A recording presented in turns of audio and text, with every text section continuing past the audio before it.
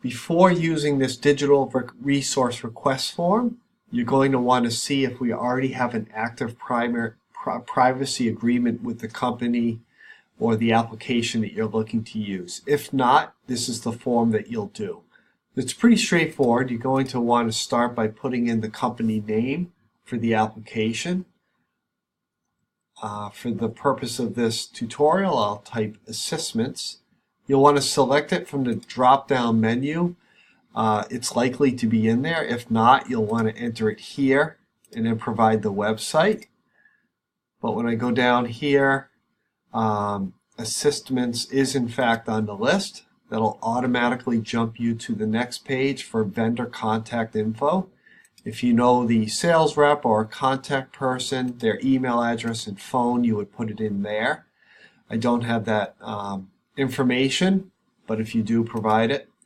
For the purpose, I'll put supplemental math instruction. Correct my spelling there. I'll hit continue. This is where you'd want to put your name. I'll put my name just for the purpose of this tutorial.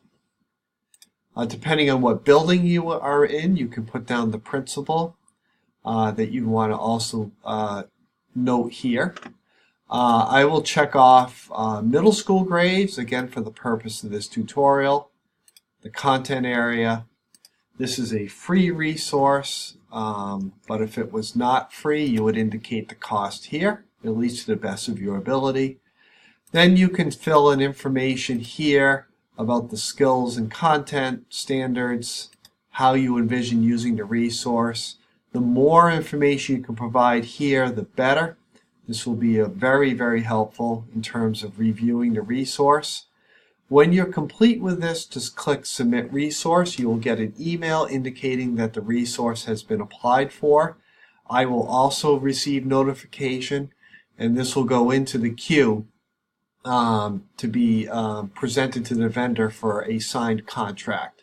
One of three things will happen. It will either be approved, rejected, or the vendor may come back and ask a few questions which may hold up the process, but eventually it'll either be approved or rejected.